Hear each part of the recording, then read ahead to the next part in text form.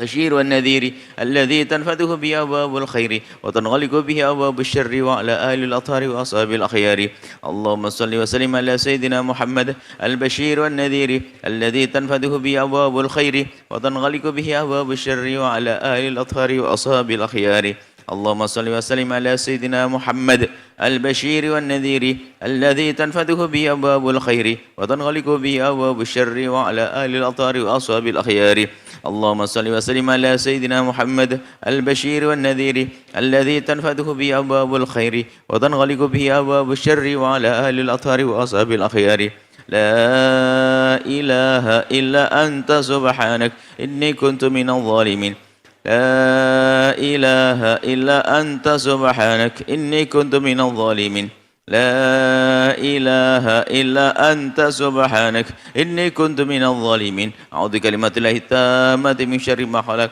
أعوذ بكلمات الله التامة من شر ما خلق أعوذ بكلمات الله التامة من شر ما خلق بسم الله الذي لا يضر مع اسمه شيء في الأرض ولا في السماء وهو السميع العليم بسم الله الذي لا يضر مع اسمه شيء في الأرض ولا في السماء وهو السميع العليم بسم الله الذي لا يضر مع اسمه شيء في الأرض ولا في السماء وهو السميع العليم سبحان الله الحمد لله ولا إله إلا الله الله أكبر سبحان الله الحمد لله ولا إله إلا الله الله أكبر سبحان الله الحمد لله ولا إله إلا الله الله أكبر بسم الله الرحمن الرحيم قل والله أحد الله الصمد لم يلد ولم يولد ولم يكن له كفوا أحد بسم الله الرحمن الرحيم قل والله أحد الله الصمد لم يلد ولم يولد ولم يكن له كفوا أحد بسم الله الرحمن الرحيم قل والله الله الصمد لم يلد ولم يولد ولم يكن له كفوا أحد بسم الله الرحمن الرحيم قل أعوذ برب الفلق من شر ما خلق ومن شر غاسق إذا وقب ومن شر النفاثات في العقد ومن شر حاسد إذا حسد بسم الله الرحمن الرحيم قل أعوذ برب الناس ملك الناس إله الناس من شر وسواس الخناس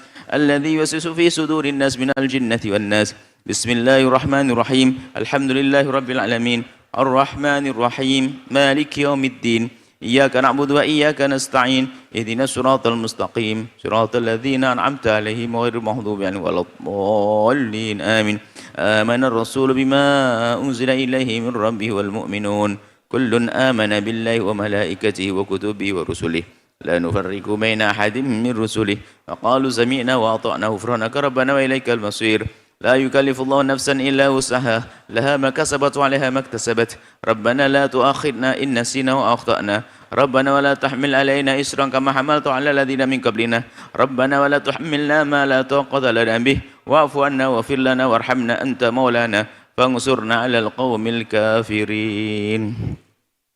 Doa sendiri-sendiri sesuai dengan keinginan, dengan bahasa apapun yang kita mengerti.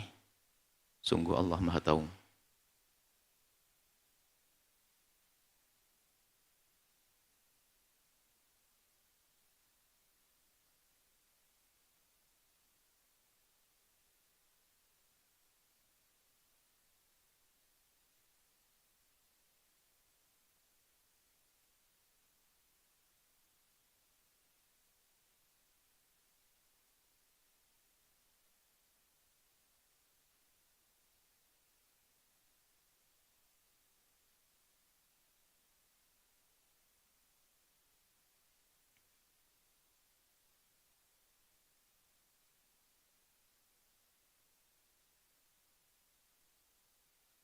يا أرحم الراحمين يا أرحم الراحمين يا أرحم الراحمين فرج على المسلمين يا أرحم الراحمين يا أرحم الراحمين يا أرحم الراحمين فرج على المسلمين يا أرحم الراحمين يا أرحم الراحمين يا أرحم الراحمين فرج على المسلمين. الفاتحة.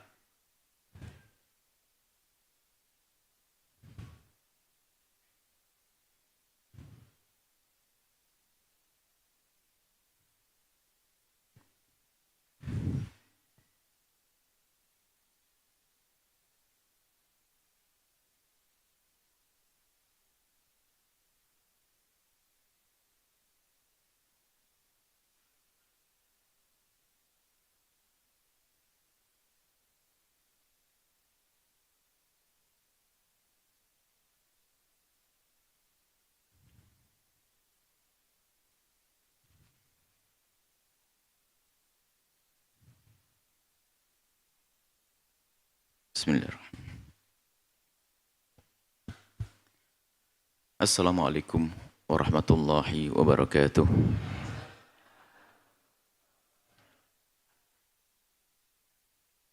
Alhamdulillah. Nahmaduhu subhanahu wa ta'ala hamdan.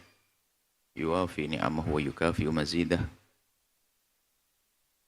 Ya Rabbana lakal hamdu kama yanbaghi li jalali wajhika wa 'azimi sultanik. Subhanaka la nufsi thana'an 'alaika anta kama athnaita 'ala nafsik. Walakal hamdu walakal syukru 'ala dhalik. Allahumma salli wa sallim ala habibina sayyidina Muhammadin wa ala alihi wa ashabihi wa tabi'ina lahum bi ihsanin ila yaumiddin. Allahumma ya Rabbana inna ala ta'atik wa inna ya Rabbana ala tarki ma'siyatik wa inna ya Rabbana ala dhikrik wa syukrik wa husni ibadatik.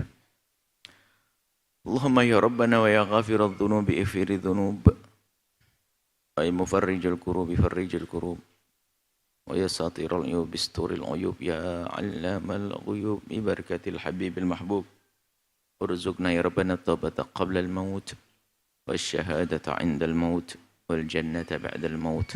Amma ba'd. Yang sangat kami cintai, kami muliakan, para perindu ridha Allah, para pecinta baginda Nabi Muhammad sallallahu alaihi wasallam. Alhamdulillah kita bisa terus bersama-sama belajar agar semakin dekat kepada baginda. Belajar mengenal baginda Nabi agar semakin cinta dan semakin mudah mengikuti baginda Nabi sallallahu alaihi wasallam dengan dibimbing oleh Imam Ibn Hajar Al-Asqalani dengan kitab At-Targhib dan Tarhibnya. Dan seperti sebelumnya ada muqaddimah yang kami hadirkan di sini, yaitu muqaddimah fikih, yang kebetulan kita lagi membaca kitab tentang haji. Dan memang belajar ilmu haji tidak wajib. Belajar ilmu zakat juga tidak wajib. Kecuali bagi orang yang hendak melaksanakan haji dan umrah dan bagi yang ingin membayar zakat. Akan tapi husnudzon ini, semoga dengan belajar kita ini, belajar ilmu haji, ilmu umrah, segera haji dan umrah yang belum haji dan umrah. Kita sampai bab ihram. Ihram adalah permulaan haji dan umrah.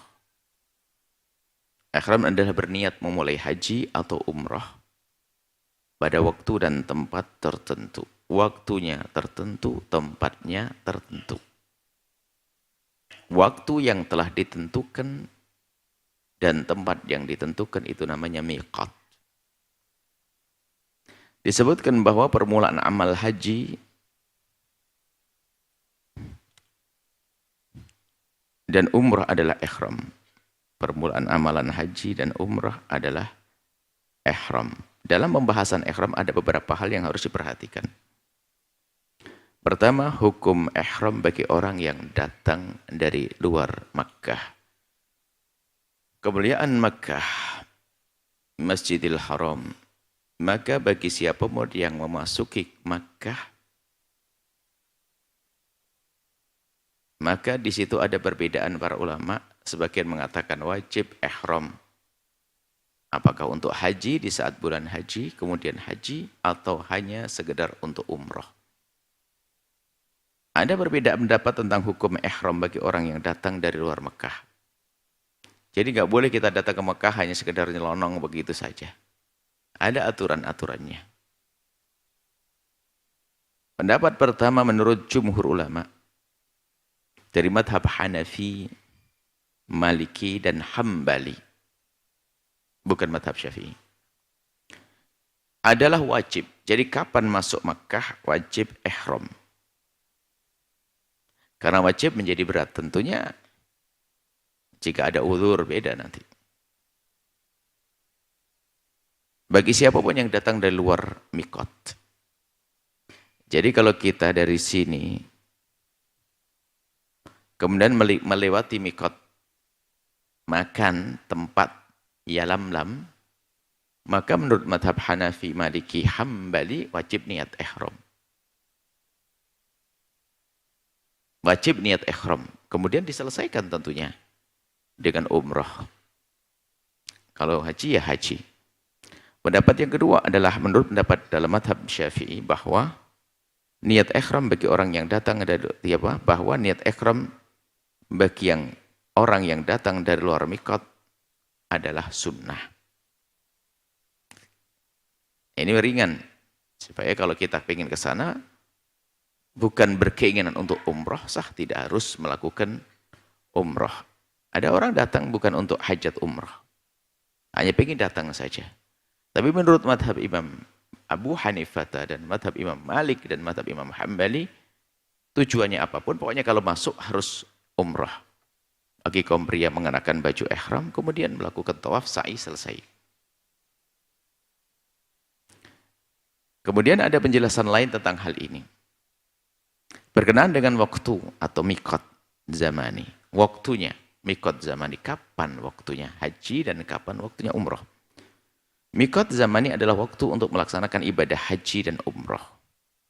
Waktu melaksanakan haji. Waktu melaksanakan ibadah haji adalah bulan Syawal. Semuanya bulan Syawal. Boleh memulai niat dari bulan Syawal sampai Dzulqa'dah. Sampai 10 awal Dzulhijjah itu bulan Asyurum Ma'lumat. Itu yang disebut dalam Al-Quran. Walil haji Asyurum Ma'lumat. Bulan-bulan yang sudah ditentukan. Yaitu Syawal, Dzulqa'dah, kemudian 10 awal Dzulhijjah. Selagi seseorang berniat pada hari-hari dalam bulan tersebut, maka hajinya sah. Cuman panjang kalau niat haji dari awal bulan Syawal, berarti kan 2 bulan 10 hari nanti. Harus menjaga dari hal-hal yang diharamkan. Akan tapi begitulah, kan haji kan ada bermacam-macam. Ada haji tamattu, ada haji qiran, ada haji ifrad. Akan tapi jika seseorang berniat haji di luar bulan dan hari-hari tersebut, maka tidak sah sebagai haji. Akan tapi dianggap sah sebagai umrah dan harus dilanjutkan dengan amalan umrah. Hari begini tiba-tiba ke Mekah niat haji. Lewat mikot Yalamlam langsung aku niat haji. Maka nggak akan jadi haji. Karena bukan di bulan haji. Tapi hanya akan menjadi umrah. Dan melanjutkan amalan umrah. Misalnya di bulan Ramadan berniat, aku niat haji atau aku ihram untuk melaksanakan haji. Maka tidak menjadi ibadah haji, tapi dia langsung menyelesaikan amalan umrah. Baik, yang ketiga B, waktu melaksanakan ibadah umrah. Kalau umrah kapan waktunya? Hari ini pun boleh, besok berangkat. Ada yang mau berangkat. Waktu melaksanakan ibadah umrah, mikot zamani adalah setiap waktu di sepanjang tahun. Umrah waktunya sepanjang tahun. Selagi seseorang tidak dalam keadaan ihram haji. Selagi kita belum niat haji, belum niat ihram haji, belum niat ihram haji, maka boleh umrah. Tapi kalau sudah niat haji, nggak boleh. Lagi dalam ibadah haji kok niat umrah, kan aneh. Misalnya kita lewat mikot langsung niat haji. Berarti yang diambil semacam ini adalah niat haji qiran atau haji ifrad. Saya niat haji. Setelah seseorang niat haji, nggak bisa lagi niat umrah. Ada perbedaan pendapat di dalam niat ihram untuk umrah di saat sudah memasuki hari Arafah. Cuman nanti spesial di hari Arafah itu ada perbedaan di situ. Selain hari Arafah aman. Kalau sudah niat haji, ya sudah, jangan niat umrah. Adapun di hari Arafah. Hari Arafah itu kan puncak haji, al-hajju Arafah. Haji adalah Arafah. Yang tidak bisa menemui Arafah tidak akan sah hajinya. Adapun selain Arafah, selain wukuf di Arafah, masih bisa ditambal-tambal dengan sesuatu yang lainnya. Tapi kalau wukuf di Arafah, tidak bisa melakukannya, tidak akan terjadi haji. Nah, di hari Arafah itu sudah hendaknya seseorang itu sibuk melakukan wukuf di Arafah. bukan menyibukkan yang lainnya. Tapi bagaimana di saat itu dia sudah masuk hari Arafah, kok kemudian dia melaksanakan umrah? Pertama menurut madhab Hanafi. Sengaja kita sebutkan madhab-madhab ini karena hari ini sudah hari zaman ini adalah di era global ini. Dunia seperti kampung kecil. Kadang-kadang kita mendengar berita-berita dari madhab lain, mending kita sebutkan saja. Hanya nanti terus kami tekankan madhab kita adalah madhab Syafi'i. Apalagi urusan haji ini ibadah berat. Sehingga perlu ada kemudahan-kemudahan yang dihadirkan biarpun harus mengambil madhab yang lain. Dalam madhab Hanafi, jika kita niat ihram umroh, padahal sudah masuki hari Arafah, baik sebelum tergelincirnya matahari atau setelahnya. Baik setelah tergelincirnya matahari atau sebelumnya. Sebelum tergelincir matahari atau setelahnya. Yang penting di hari Arafah, maka hukumnya adalah haram. Waduh, serem. Tidak boleh. Karena harus memikirkan urusan haji saja. Makruh karahatut tahrim. Jika seseorang niat ihram umrah di malam hari raya korban, hari raya korbannya, berarti setelah hari Arafah kan raya korban. Dan di hari raya Tasyrik itu 11, 12, 13. Maka hukumnya adalah haram juga. Akan tapi jika niat di waktu-waktu yang diharamkan tersebut, maka niatnya juga tetap dianggap sah. Haram, tapi dianggap sah, tetap harus melaksanakannya. Tetap dianggap sah. Itu dalam madhab Abu Hanifah. Kedua dalam madhab Maliki, Syafi'i, Hambali. Tidak ada perbedaan di dalam masalah ini. Rinciannya sebagai berikut. Di dalam madhab Maliki, niat ihram untuk umrah di setiap waktu hukumnya sah. Kecuali saat seseorang dalam keadaan ihram haji atau ihram umrah. Itu saja. Jika dalam keadaan haji dan umrah, maka niatnya tidak dianggap sah. Kecuali sudah selesai melaksanakan haji dan umrah, baru niat lagi. Niat umrah. Di dalam madhab Syafi'i hukumnya sah umrah dalam setiap waktu tanpa ada kemakruhan. Bebas. Kecuali bagi orang yang dalam keadaan ibadah haji, keadaan haji, sudah niat haji, maka tidak boleh baginya berniat untuk umrah, madhab Syafi'i.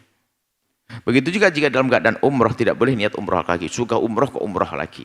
Maksudnya sudah dalam umrah, belum selesai, niat umrah lagi tidak. Niat yang kedua tidak dianggap. Di dalam madhab Hambali dianggap sah umrah setiap waktu dalam 1 tahun dan tidak dianggap makruh jika umrah di hari-hari tasyrik. Hari tasyrik. Tidak makruh. Jadi, kalau madhab Hanafi nggak bisa. Misalnya kita begini. Di hari Arafah, setelah hari Arafah, hari raya Idul Adha, kemudian dia melebar jumrah, kemudian menyelesaikan semuanya, nafar awal, kemudian setelah itu selesaikan. Tahallul, dia pengen umrah lagi, maka sah. Boleh menurut madhab Syafi'i. Tapi madhab Hanafi tidak boleh.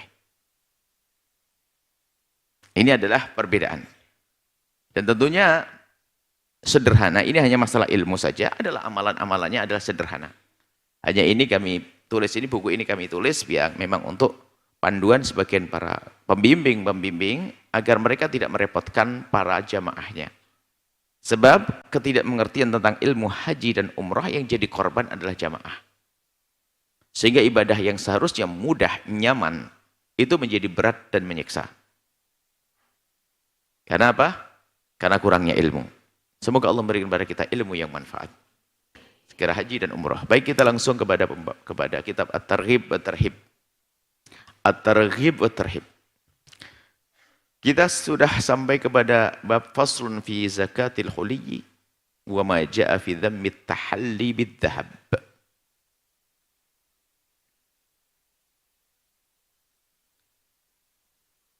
Fasal tentang zakatnya perhiasan. Wa majaa, dan berita hadis yang datang fi dhammit tahalli bidh-dhahabi, tentang berdandan dengan emas atau menggunakan perhiasan emas. Jadi di sini ada pembahasan 2. Zakat perhiasan dan hukum menggunakan perhiasan emas.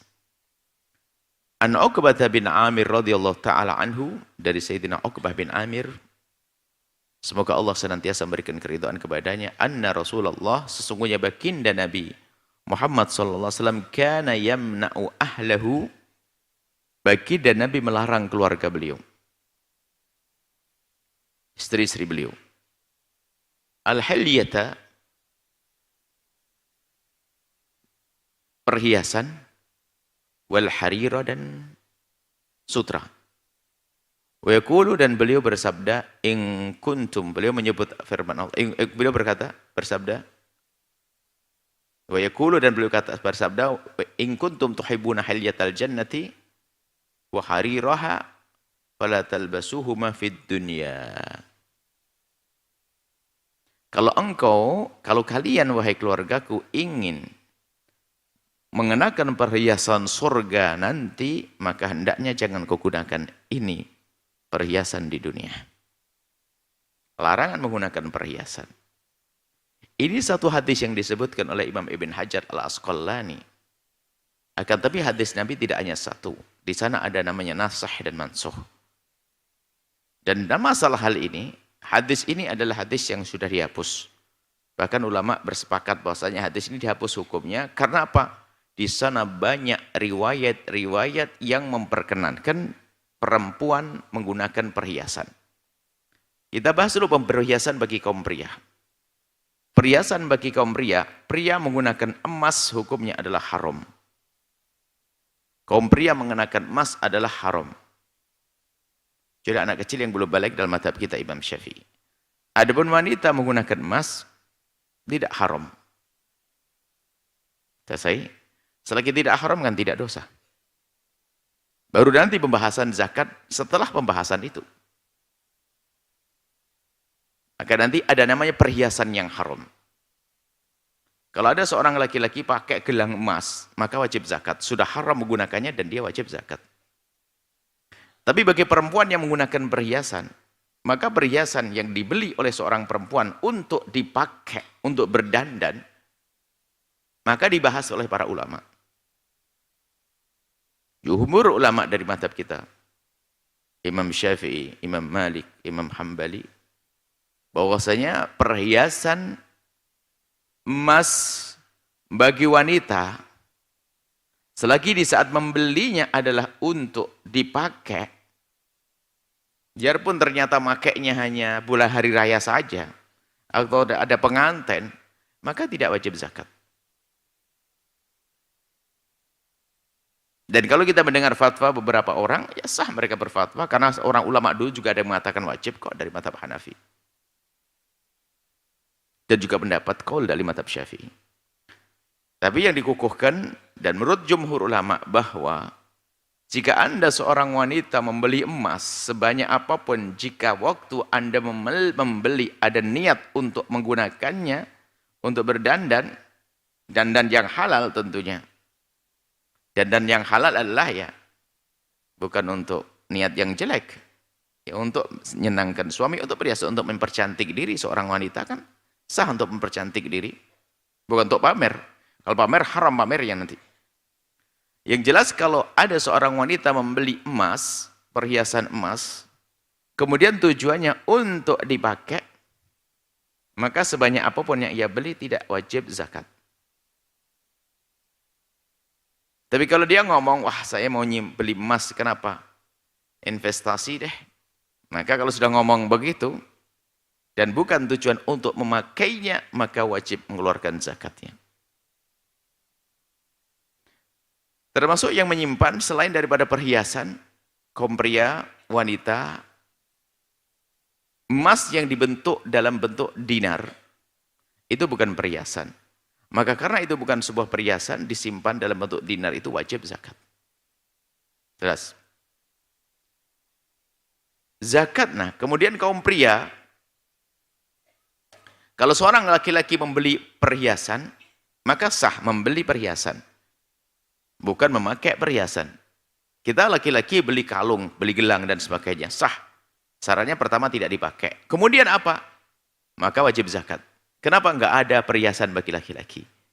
Jadi pasti tidak untuk dipakai. Sebab kalau laki-laki membeli perhiasan untuk dipakai, enggak boleh. Beli emas mau dipakai, tidak sah. Haram bagi laki-laki menggunakan emas. Apakah cincin emas dan yang lain sebagainya, haram bagi kaum laki-laki. Maka kami himbau kepada kaum pria, begitulah hukum yang disebutkan oleh para ulama, jangan menggunakan cincin dari emas atau yang lainnya.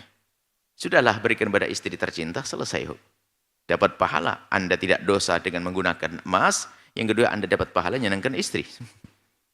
Jadi, kalaupun Anda sudah beli cincin emas dan sebagainya, jangan dipakai, disimpan untuk investasi tadi, untuk menyimpan harta agar tidak menyusut dan seterusnya.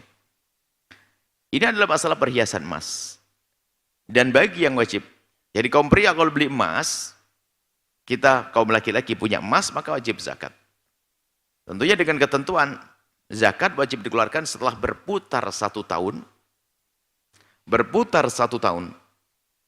Kemudian emas itu adalah beratnya tidak kurang dari 85 gram kurang lebihnya. 85 gram. Yang mempunyai emas 84 gram atau 85 gram, yang punya emas seberat itu, murni ya, 24 karat. Kalau kurang nanti disempurnakan. Berarti tentunya tidak 85, barangkali disempurnakannya, murninya misalnya menjadi 100, misalnya ada campurannya. Maka yang dihitung adalah murninya. Seandainya campuran, kalau campurannya adalah tidak tahu berapa persen, misalnya 20%, berarti kan 80%. Berarti kalau punya emas 84, 85 belum wajib. Karena apa? Ada campurannya. Berarti harus lebih. Jadi dengan kelebihannya tadi dihitung murninya berapa. Sehingga kalau seandainya ada campurannya, tidak tahu berapa karat, kita kurang mengerti, tukang emas akan mengerti. Ada emas 18, emas 22, emas 24, begitu. Nah, jadi kalau emasnya tidak emas murni tadi, maka yang dihitung adalah murninya. Jika murninya nanti dikumpulkan, digabung-gabungkan, mencapai 85 gram, maka wajib mengeluarkan zakat. Dan jika berputar 1 tahun, syaratnya adalah nisab, mencapai batas minimal 84 gram kurang lebihnya, 85. Kemudian syarat yang kedua harus berputar 1 tahun. Baru setelah itu dikeluarkan zakat. Zakatnya 2,5%. Jangan mikir, wah, enakan mana? Enggak punya emas, enggak usah keluar zakat, atau punya emas keluar zakat. Orang pelit suka bingung. Kalau punya emas, nanti saya keluar zakat. Bingung. Mending enggak punya emas begitu, enggak usah keluar zakat. Atau bagaimana? Nah, orang pelit masih mikir, mending, wah ini keluar. Punya emas banyak, keluar zakat nanti. Ya enak keluar zakat, jadilah orang yang nerima zakat, membayar zakat, jangan nerima zakat. Qala al-musannif, kita keterangan dari musannif. Al-ahaditsul lati warada fiha al-wa'id. Hadis yang datang yang menjelaskan tentang hukuman ancaman ala tahallin nisa'i bidzahabi bagi wanita yang menggunakan emas tahtamil wujuhan minat ta'wil. Banyak takwilnya, perlu ditakwili. Karena sudah jelas riwayat bahwasanya wanita boleh mengenakan emas. Adapun riwayat seperti yang disebutkan ini, bagaimana kok ini dilarang? Wanita kok dilarang pakai emas? Ada takwil. Yang pertama adalah an-naskhu, sudah dihapus hukumnya dan itu adalah yang benar. Bahkan seperti Imam Nawawi dan yang lainnya, bahkan para imam mengatakan sudah disepakati bahwasanya hadis yang melarang wanita berhias dengan emas adalah hadis yang sudah dihapus hukumnya. Sehingga yang dipakai adalah hadis yang memperkenankannya. Lithubuti bahati tahallin nisa'i bidzahabi, karena telah datang riwayat yang benar bolehnya wanita mengenakan perhiasan dari emas. Tsaniha, penafsiran yang kedua adalah fi hakiman la yu'addi zakat. Bagi wanita yang tidak mengeluarkan zakat, akan tapi menurut mazhab jumhur kan tidak wajib zakat. Maka enggak perlu takwilan yang kedua ini. Karena wanita selagi membeli emas untuk dipakai di perhiasan, untuk perhiasan maka tidak wajib membayar zakat. Wa tsalitsu fi hakiman adharati zinata bihi. Ya, ini barangkali takwil ini masuk akal. Barangkali ada orang menggunakan untuk pamer atau tabarruj, pamer dandanannya. Wa rabi'uha al-mamnu, yang keempat adalah takwilannya. Larangan hadis-hadis yang melarang wanita menggunakan perhiasan adalah jika tujuannya adalah ini. Hilatu dzalika wa idhamu, terlalu gede. Sehingga menampakkan kesombongannya. Fa innahu madhinnatul fakhri wal khuyala. Karena pakai emas yang banyak itu adalah kesombongan. Jadi karena kesombongannya tadi ya nggak boleh. Baik, kesimpulannya adalah selagi bukan karena untuk sombong-sombongan, bukan pamer, maka sesungguhnya wanita mengenakan dandanan dari emas adalah boleh, bukan dilarang. Baik, ini masalah perhiasan. At-targhibu fil amali bil shadaqati bit taqwa wat tarhibu min at-ta'addi fiha wal hiyanati wa ma jaa fil makkasin wal asyarina wal urafa.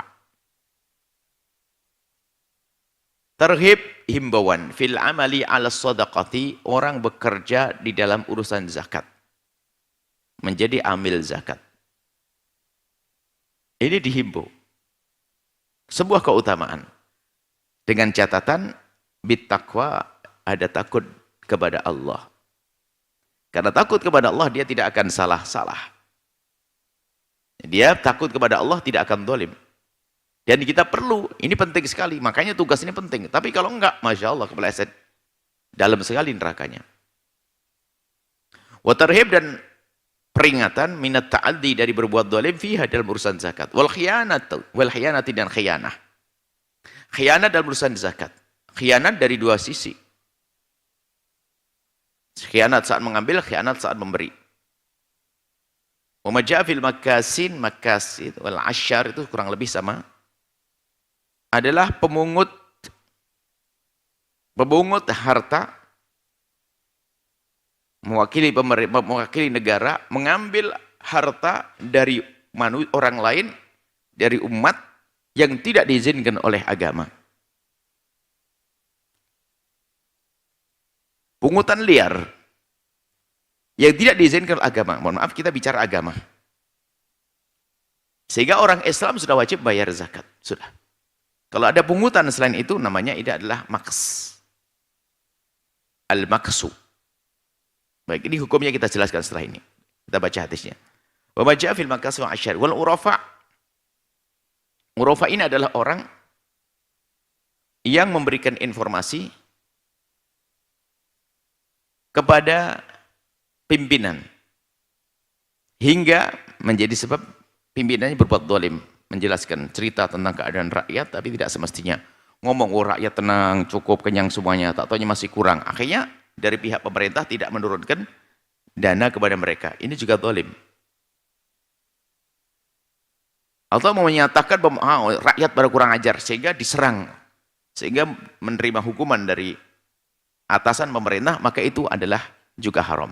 Baik, kita jelaskan satu demi satu. An Rafi' bin Khadij radhiyallahu ta'ala dari Sayyidina Rafi' bin Khadij, qala, beliau berkata, sami'tu Rasulullah, aku mendengar Rasulullah sallallahu alaihi wasallam yaqulu, bersabda, al-amilu ala sadaqati, orang yang jadi amil dalam urusan zakat, amil yang bekerja di dalam urusan perzakatan, bil haqqi, asalkan dia benar. Lah, benar ini kan harus ada tuntuannya, ilmu. Makanya yang tidak punya ilmu adalah melakukan satu kesalahan. Dan dalam muqaddimah bab zakat kami sampaikan ada 3 penjahat zakat. Oh, zakat ada penjahatnya. Yang pertama adalah orang kaya wajib zakat nggak mau bayar zakat.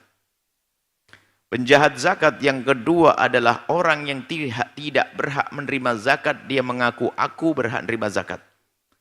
Yang ketiga penjahat zakat ini akan diisyaratkan di sini, kalau benar kan jadi pahalanya baik. Penjahat zakat yang ketiga adalah orang tidak punya ilmu membagi zakat, tak tanya membagi-bagi zakat dengan cara yang salah. Atau mengambil zakat dengan cara yang salah. Kal ghazi, mereka seperti orang yang jihad di jalan Allah. Kalau orang ngurusi zakat dengan benar, itu dia seperti orang yang jihad. Ghazi, orang berperang. Fi sabilillah, di jalan Allah Azza wa Jalla. Hatta yarja' ila ahli, sampai pulang. Jadi sepanjang di perjalanan dia, maka dia seperti orang jihad. Bagaimana dikatakan sebagai orang jihad? Oh ya, karena dia punya pahala besar. Yang satu adalah dia menjadikan orang kaya yang mungkin kalau tidak didatangi sama dia nggak bayar zakat. Maka dia telah membebaskan orang-orang kaya daripada dosa. Jadi ambil di sini kan mengambil zakat dari orang-orang kaya dengan benar. Menghitung dan membantu dan sebagainya. Kemudian setelah itu dibagi kepada yang berhak. Akhirnya si fakir miskin yang memerlukannya karena dia sampailah hartanya orang kaya kepada mereka. Jadi pahalanya berlipat-lipat. Sehingga dikatakan seperti orang yang jihad di jalan Allah Subhanahu wa taala. Tentunya bil haq, dengan benar.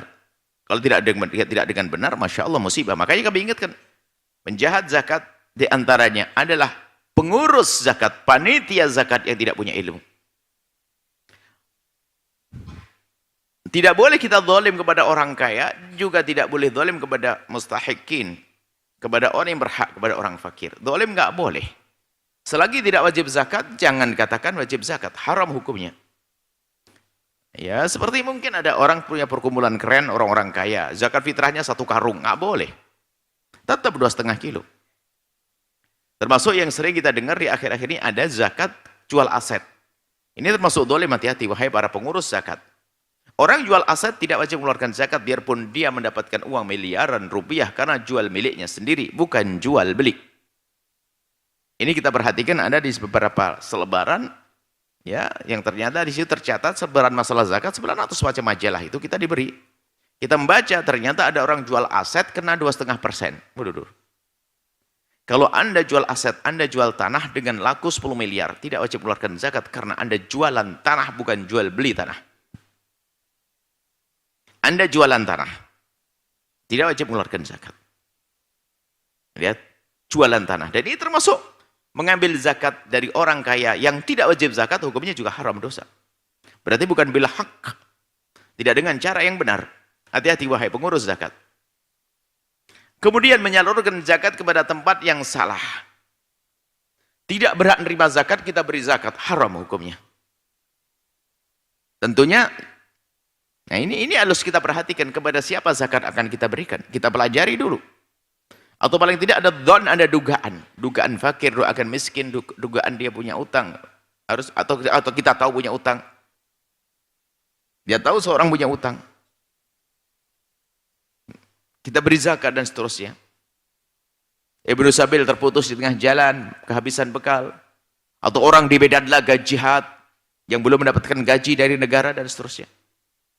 Makanya harus tahu wahai para pengurus zakat. Jangan hanya sekedar duduk di tempat, di kantor untuk ngurusi zakat yang umat Nabi Muhammad, tapi dia kurang ilmu, akhirnya melakukan dosa kiri kanan. Ngambilnya salah, memberikannya juga salah. Waduh, serem. Rawahu Ahmad wa lafdhu lahu. Ini hadis riwayat Imam Ahmad dan lafadznya disebutkan oleh Imam Ahmad tadi. Abu Dawud At-Tirmidzi. Wa hasanahu, dan Imam Abu Dawud wa Imam At-Tirmidzi menganggap ini hadis hasan. Wa Ibnu Majah wa sahahu Ibnu Hibban, Ibnu Huzaimah. Ibnu Huzaimah mengatakan hadis ini adalah sahih. Hadis selanjutnya dari Abi Hurairah radhiyallahu taala anhu. Ani Nabi, dari baginda Nabi sallallahu alaihi wasallam, khairul kasbi kasbul amil idza nasuha. Sebaik-baik kerjaan adalah kerjaannya amil zakat tadi. Kalau dia benar, dia tulus. Dia tulus.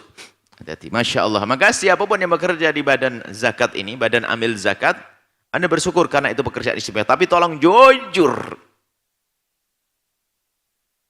Harus berbekal ilmu. Banyak bertanya tentang halal haram. Boleh tidak saya ngambil harta dari orang ini dan sebagainya. Sekarang begitu senangnya badan pengumpul zakatnya, orang kena zakat profesi padahal gajinya cuma berapa juta. Begitu gampangnya dikit-dikit zakat profesi, zakat profesi, zakat profesi. Orang gaji 3 juta, 4 juta, kena zakat profesi, bagaimana ini? Tidak boleh kita zalim kepada siapapun. Harus ada rambu-rambunya zakat profesi. Kalau memang bagi yang mengatakan adanya zakat profesi. Termasuk tadi, jual aset. Nah ini, bagi kalian, kalau kita mengambil pendapat zakat profesi, harus hati-hati sekali. Senang bagian ambil zakat, wah ini karyawan ada berapa diambil zakat. Sampai karyawan, saya pungut zakat setiap bulan Bu Yana. Gajimu berapa? Masya Allah. Belum diambil kebutuhannya, dikalikan 12 pun nggak sampai 1 nisab. Bagaimana wajib zakat profesi?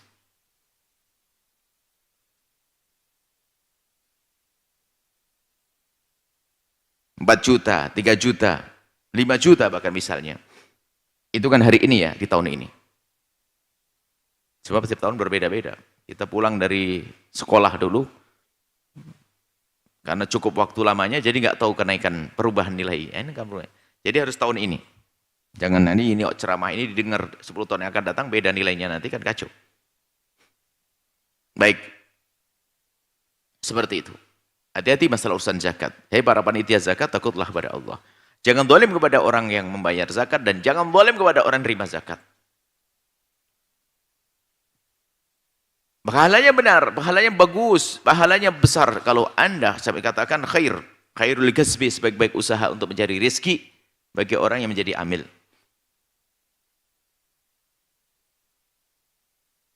Dan juga bagi seorang amil pun nggak boleh seenaknya dia bagi-bagi duit. Makanya amil sendiri ada rambu-rambunya. Aturan amil itu adalah akan mendapatkan bagian, bisa diambilkan dari zakat bagi amil zakat. Biarpun dia orang kaya lalu menjadi amil zakat, amil harus ditentukan oleh negara.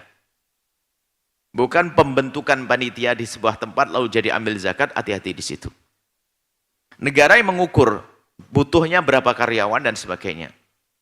Kalau semua orang dibebaskan buat amil zakat, ada namanya amil-amilan. Duitnya nggak seberapa, anaknya, ponakannya, saudaranya jadikan ambil semuanya, habis duitnya untuk ambil. Ini zalim, acuh. Dan ini ada model-model begini nih. Sengaja dimasukkan semuanya, kamu kerja aja di sini jadi ambil zakat. Padahal duitnya juga tidak banyak. Akhirnya habislah untuk ambil. Dan amil itu sendiri, lihat, harus ditentukan, direncanakan. Habis harus melalui, diresmikan oleh negara atau yang mewakili. Imam dalam hal ini yang mewakili ke bawah. Kemudian setelah itu, amil itu hanya berhak mendapatkan dari zakat sesuai dengan ujratul mithli. Sesuai dengan kalau seandainya dia mendapatkan gaji berapa. Kalau orang seperti dia gajinya setiap bulan itu layaknya 3 juta, ya boleh diambilkan dari zakat 3 juta.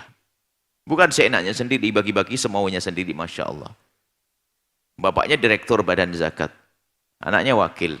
Istrinya bendahara. Ponakannya ini lengkap, habis semuanya. Oh ini kacau. Hati-hati.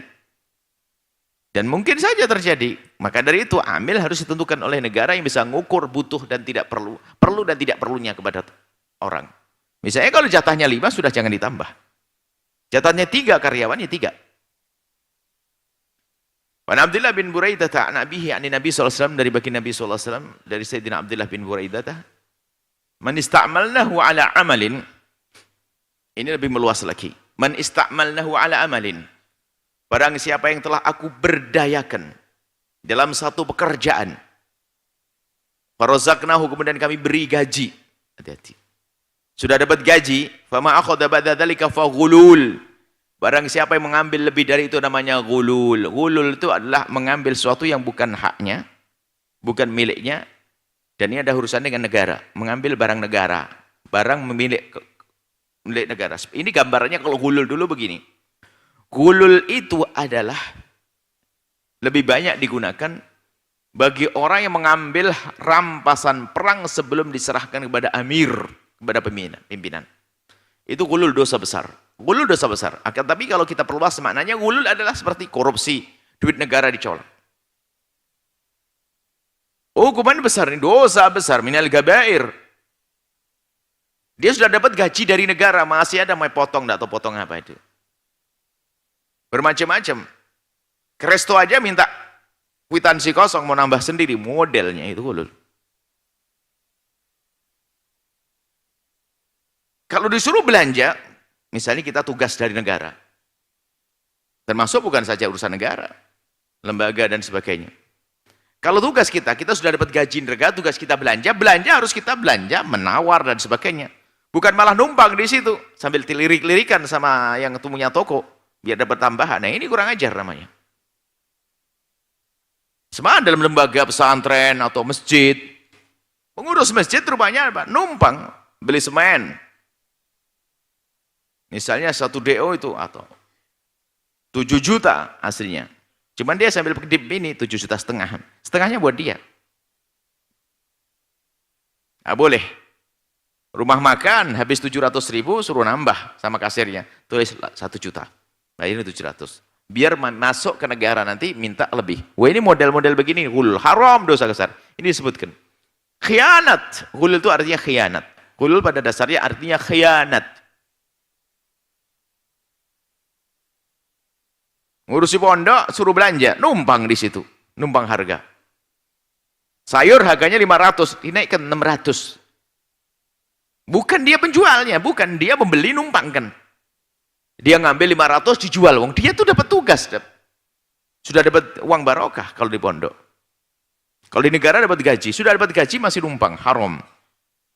Dosa hukumnya, ghulul. Kalau mau jualan, jualan saja, buka toko beras, nanti kerjasama dengan pondok, jualan beras.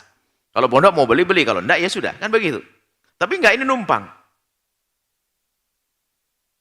Beli apa saja, numpang. Itu termasuk ghulul karena apa? Dia adalah punya sudah dapat gaji. Farozaknahu sudah aku beri gaji. Diberdayakan di sebuah tempat sudah dapat gaji, tak taunya pacak cari tambahan.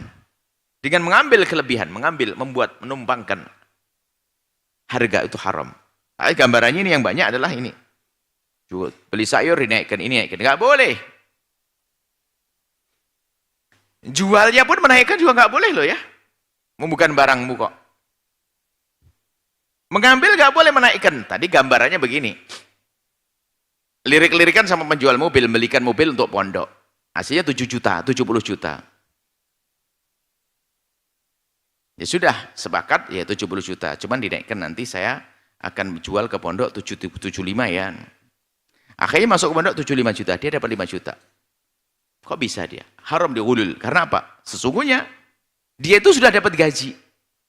Kecuali dia jual ke pondok baru. Mau dia ada disuruh. Sama kalau kita disuruh oleh negara beli obat, beli ini nggak boleh menambahkan nilai, menambahkan harga di situ. Harus jujur. Beli obat ke rumah makan, kan ada pegawai-pegawai itu rumah makan ke resto 700.000. Jika jatahnya yang makan itu nggak ada, jangan pakai tambahan, bungkusnya 6 bungkus. Wah ini kan kacau. Model penjahat halus. Jadi karyawan kecil aja jahat, apalagi jadi karyawan gede nanti, apalagi jadi pejabat tinggi. Na'udzubillah. Kita perlu melatih diri kita untuk menjadi orang jujur. Ini banyak. Ghulul menipu. Ada yang menjual juga nggak boleh menumpangkan harga. Contoh, kita disuruh, kita orang maklar ya, simsar. Menjual mobil. Kita menjualkan mobilnya orang. Kata yang punya mobil, kata bos kita ini adalah 70 juta. Totalnya cuma kita jual 75. Nggak boleh. Kalau ternyata terjual 75, 5 jutanya miliknya bos. Kita sudah digaji kok. Jujur itu yang mahal hari ini. Khianat itu yang mengerikan. Khianat mengerikan. Numpang harta. Itu masuk bentuk khianat ghulul. Ma farozaknahu, sudah diberi gaji, sudah dapat, tak taunya dia menambahkan. Haram hukumnya. Hati-hati. Dan itu adalah merugikan. Merugikan. Kalau negara, lembaga dia. Nggak bisa dipercaya dong. Misalnya saya disuruh belanja oleh lembaga, oleh pondok. Beli tanah sekalipun. Beli tanah, pernah ya? Beli tanah, beli semen, beli ini. Tak-tahu kita numpang di situ, biar dapat fee. Biar dapat tambahan, haram hukumnya. Karena itu bentuk ghulul. Karena sudah dapat gaji. Bahkan kalau saya dapat gaji dari sumber langkah, saya memihak gini, saya akan nawar biar murah. Saya akan cari belanja yang lebih bagus murah, berjuang di sini. Bukan malah numpang. Tapi sambil lirik-lirikan sama penjualnya. Dan penjualnya oke-oke saja. Kenapa? Kalau tidak disetujui nanti nggak belanja lagi ke situ. Waduh, penjahat semuanya. Nah, ini nggak benar, nggak ada kejujuran. Sekarang hal yang demikian itu paling enak untuk mengukur itu kalau jahat itu begini. Anda yang punya yang nyuruh pembantu Anda begitu gimana? Ayo, gitu loh. Anda punya pembantu. Kalau Anda pengen tahu bahwasanya itu adalah zakat, Anda punya pembantu. Baru atau suruh belanja setiap hari, belanja beras, belanja ikan, belanja ini, belanja semuanya. Ikan harga 7.000 sudah jadi 7.100 ke Anda. Beras 1 karung 50.000 jadi 60.000. Semuanya nambah begitu. Setuju enggak? Rela atau enggak? Enggak rela. Ya begitulah, karena itu kejahatan. Suruh ngukur, suruh balik. Bahwasanya karyawan ini, kalau karyawan kita semacam itu bagaimana? Jahat dia. Al-ghulul. Fama akhadha ba'da dzalika fa ghulul, maka itu dikatakan hulul, pengkhianatan. Lah pengkhianatan dan minal kabair, dosa besar. Rawahu Abu Daud, hadis diriwayatkan Imam Abu Daud. Semoga Allah memberikan kepada kita pemahaman yang benar. Menjadikan kita orang yang waspada, hati-hati, jujur, tidak khianat. Khianat adalah mengerikan dalam segala hal. Khianat. Wallahu a'lam bissawab. Syukur jazilan kami haturkan kepada guru kita tercinta Buya Yahya atas tausiahnya. Semoga apa yang telah beliau sampaikan dapat menambah ilmu dan manfaat dan juga dapat kita amalkan dalam kehidupan kita sehari-hari. Amin ya rabbal alamin. Baik hadirin pemirsa Al-Bahjah TV dan pendengar setia Radio Network dimanapun Anda berada. Kita akan masuki segmen selanjutnya, yaitu segmen tanya jawab. Seperti biasa, bagi Anda para pemirsa atau pendengar yang ingin bertanya langsung kepada guru kita tercinta Buya Yahya, Anda dapat menghubungi nomor interaktif kami di nomor 0898 0202 444. Kami ulangi, 0898 0202 444. Namun sebelum itu izinkan kami untuk membacakan pertanyaan yang datangnya langsung dari sosial media. Untuk pertanyaan pertama Buya, Assalamualaikum warahmatullahi wabarakatuh. Waalaikumsalam warahmatullahi wabarakatuh. Izin bertanya Buya, saya baru tahu ada pesantren lintas agama dari media sosial. Pesantren tersebut baru didirikan setahun yang lalu di Kediri, Jawa Timur. Santrinya tidak hanya dari kalangan orang Islam, tetapi ada umat agama lain seperti Kristen, Hindu, Buddha, dan Konghucu. Tujuan dari pesantren lintas agama ini didirikan adalah agar bisa mencetak generasi Indonesia yang bersyukur kepada Tuhan atas karunia tanah air dan juga negara Republik Indonesia, terlepas dari apapun agama dan keyakinannya Buya, sehingga dapat tercapainya cita-cita Indonesia Emas 2045 dan perdamaian dunia. Pesantren tersebut dinamakan Pesantren Jati Diri Bangsa. Bagaimanakah pendapat Buya mengenai hal ini? Syukuran atas jawabannya. Wassalamualaikum warahmatullahi wabarakatuh. Waalaikumsalam warahmatullahi wabarakatuh. Kita tidak tahu pasti apa tujuan didirikan pesantren tersebut. Kemudian cara belajarnya juga seperti apa, kita tidak tahu. Kemudian yang diajarkan juga apa di dalamnya. Kalau pesantren dengan bermacam-macam agama misalnya, ternyata yang di dalamnya diajari untuk cocok tanam, kan lain cerita.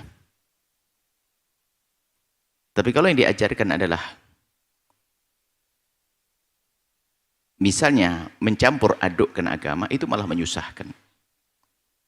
Menyuruh orang Nasrani belajar ilmu fikih,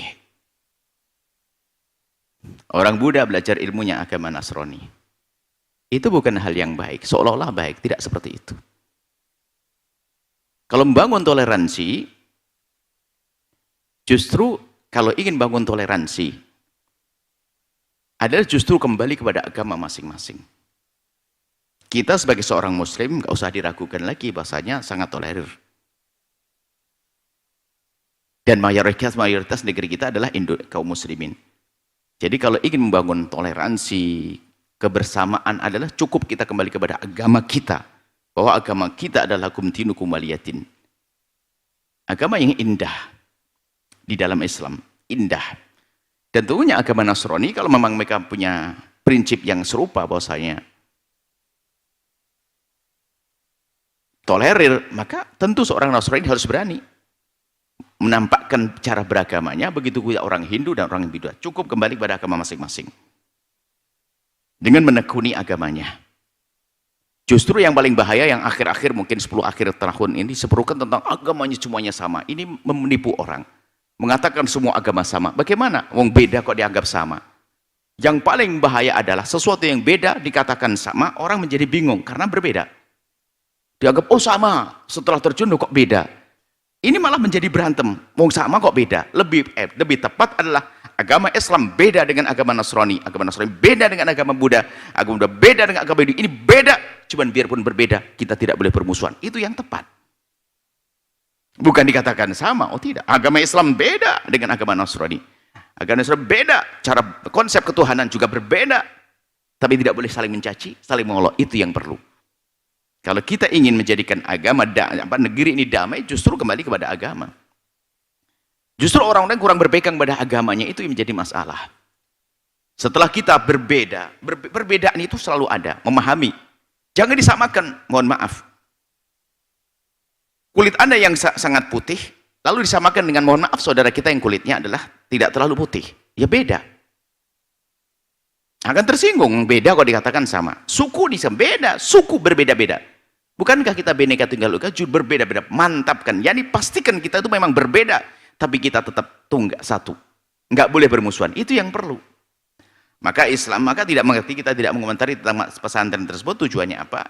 Justru kita perlu bahwasanya pesantren, kalau mungkin namanya pesantren saja, ya sah-sah aja membuat nama ya. Kalau membuat namanya pesantren, ya tujuannya adalah untuk berkumpulnya orang bermacam-macam, untuk diskusi dan sebagainya, sah-sah saja. Tapi kalau tujuan untuk mempercampur adukkan agama, tidak diperkenankan. Karena orang Nasrani pun yang berpegang kepada agamanya juga nggak mau loh ya. Orang Hindu yang berpegang dengan agamanya nggak mau, karena bercampur aduk agamanya. Memang ada di akhir-akhir ini adalah upaya untuk merusak cara beragama ini. Dianggap sama, kita harus kesawah, kita harus toleransi. Toleransi apa yang diinginkan? Bukan toleransi kadang. Justru memaksa kita harus mengikuti agama orang lain. Agama orang lain mengikuti agama kita. Itu bukan toleransi. Kita punya cara beragama masing-masing. Saudara-saudari yang ada di kaum Kristiani, silakan Anda pergi ke gereja. Suka hati Anda setiap hari, setiap malam boleh Anda ke gereja. Kaum muslimin pergi ke masjid. Agama lain pergi ke wil. Bila agama lain selain Nasrani ada pergi tempat ibadah masing-masing. Tanpa saya memaksa Anda seorang Nasrani datang ke masjid saya, dan juga tanpa harus memaksa saya datang ke gereja Anda. Indah. Cukup. Nah, ini keindahan itu sudah ada. Hanya akhir-akhir ini permasalahannya bukan masalah urusan agama ini. Urusan politik bikin berantem ini. Berantem kita tuh macam-macam hari ini. Ribut urusan pemilihan presiden, bulan gubernur ini. Belum lagi media sosial mudah mengadu domba hamba Allah, yang kata ustadz dengan ustadz juga diantem berantem semuanya. Ya mungkin niatnya yang mendirikan kita tidak tahu persis niatnya seperti apa, Allah alam, kita tidak duduk dengan beliaunya yang nyu. Hanya mungkin kalau tujuannya adalah untuk menciptakan keindahan dalam kebersamaan yang penuh dengan toleransi, maka cukuplah kita berpegang dengan agama kita, maka itulah akan kita temukan keindahan dalam kebersamaan. Nah, seperti itu. Jadi kita tidak tahu tujuannya seperti apa, kemudian diajarkan apa, kita belum tahu yang diajarkan kok. Bisa jadi yang diajarkan juru mantapkan, hei orang Islam belajar kau Islam yang benar. Bahwasanya ini agama ini adalah tidak benar. Hei Nasrani, yakini agamamu begini. Bisa jadi begitu, kami tidak tahu, maka kami tidak mengomentari itu. Hanya kalau tujuannya adalah untuk menciptakan keindahan dalam kebersamaan, adalah bukan harus di dalam kita itu sama dalam beragama. Akan tapi justru memahami perbedaan ini agar kita bisa hidup indah. Jadi bukan harus disamakan semuanya. Justru kita harus tahu perbedaan ini, perbedaan. Beda. Yang beda katakan beda, jangan katakan sama. Wong beda kok dikatakan sama, bingung dong di masyarakat nanti di lapangan. Katanya sama, tak taunya kok beda. Akhirnya dia siap dengan perbedaan. Karena apa? Dianggap sama semuanya. Justru kalau di awal dikatakan kau beda loh ya, beda agamamu dengan agama ini beda. Cuman biarpun berbeda, ingat, jangan mencaci Tuhan, jangan mencaci agama, jangan mencaci muqaddasat. Muqaddasat apa? Sesuatu yang disakralkan. Tidak boleh mencaci. Itu kan indah, selesai. Itu yang diajarkan oleh Islam. Tidak boleh kita mencaci sesembahan orang lain sekalipun, nggak boleh. Biarpun batil menurut keyakinan kita, nggak boleh mencaci. Tasubul ladzina yad'una min dunillah itu kan ada. Tidak boleh kita mencaci. Indah yang ada dalam Islam. Itu saja, mohon maaf kami tidak tahu betul. Nanti insya Allah kalau pas ke diri kita akan mampir mau lihat seperti apa. Kita tidak suudzon kepada orang berniat baik, akan tapi yang kami sampaikan adalah mungkin rambu-rambu secara umum bagi siapapun yang ingin membuat perdamaian antara agama-agama, justru semua berpegang. Bukan istilah pluralisme dan sebagainya, tidak. Pluralisme itu maknanya adalah benar bagaimana kita menyadari dalam kebersamaan adanya perbedaan dalam kebersamaan, bukan disamakan. Memahami perbedaan. Kemudian setelah memahami perbedaan, hidup bersama. Yang kita ada saat memberi dan saat menerima dan seterusnya. Itulah keindahan yang diajarkan oleh baginda Nabi Muhammad sallallahu alaihi wasallam. Wallahu alam bissawab. Masya Allah, syukran Buya atas jawabannya. Baik, selanjutnya kami akan memberikan kesempatan untuk hadirin jamaah yang ingin bertanya kepada guru kita tercinta Buya Yahya dengan satu orang satu pertanyaan, dimulai dengan salam dan salawat. Kami mulai dari jamaah laki-laki terlebih dahulu, kami persilakan. Assalamualaikum warahmatullahi wabarakatuh. Wassalamualaikum warahmatullahi wabarakatuh. Allahumma sholli ala sayyidina Muhammad wa ala sayyidina Muhammad. Sallallahu alaihi wasallam. Izin bertanya Buya. Tadi terkait penggunaan emas untuk kaum laki-laki Buya. Kalau seandainya itu termasuk juga apakah itu cincin pernikahan Buya? Karena saya bersyukur Buya, Allah mempertemukan saya dengan Buya hari ini. Karena saya sudah 23 tahun dan sampai saat ini juga masih menggunakan Buya. Karena pada saat pernikahan itu memang disiasatkan oleh beberapa ulama juga Buya. Jadi saya waktu itu memang sampai saat ini menganggap itu tidak ada masalah Buya gitu. Nah, saya bertemu dengan Buya hari ini mengingatkan saya apakah itu juga termasuk cincin ikatan pernikahan juga termasuk di dalamnya Buya. Terima kasih Buya, mohon penjelasan dan penunjuknya Buya. Assalamualaikum warahmatullahi wabarakatuh. Waalaikumsalam warahmatullahi wabarakatuh. Sebaik-baik orang adalah orang seperti Anda ini. Tidak ragu menyadari kesalahan. Itu yang mahal. Repotnya manusia itu banyak berhujah. Ah, kok begitu saja. Tapi Anda dengan keinsyafan malah berani bertanya. Padahal Anda sudah tahu jawabannya, kan begitu. Nah, ini adalah istimewa. Ini orang istimewa. Sama, kalau nanti harus Anda cincin pernikahan apapun, cincin pernikahan cincin ini. Selagi adalah emas, Anda tidak boleh menggunakannya. Kalau sudah menggunakan, Allah Maha Kasih, mohon ampun, selesai, tanggalkan, kasihkan istri. Kalau mungkin pengen ke depan, kalau budaya cicir cincin itu sebenarnya cicir hadiah, tukar hadiah kan, tukar cincin. Tanpa harus memasangkan sebelum pernikahan ya, waktu menikah. Cuman ya nanti kaum wanitanya memberikan cincin perak. Bagi pria kan boleh, bahkan dianjurkan pakai perak. Nah, perak sama cincin. Kalau kurang mahal perak ya kasih mata. Matanya zamrud atau apa gitu ya. Jadi bisa cantik, bisa indah. Lakinya tidak dosa. Kalau laki-laki memberikan kaum pria, kaum wanitanya adalah emas, ya memang seperti itu.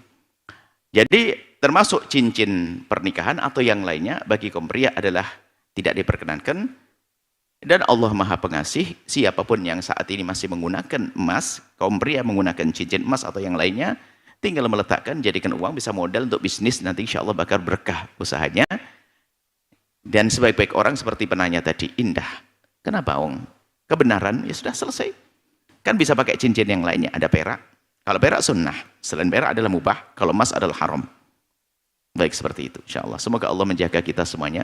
Dan semoga Allah memberikan pada kita keinsyafan di saat kita melakukan kesalahan, bergegas untuk menyadari dan mohon ampun kepada Allah, dan setelah itu mendapatkan pengampunan dari Allah. Wallahu a'lam bissawab.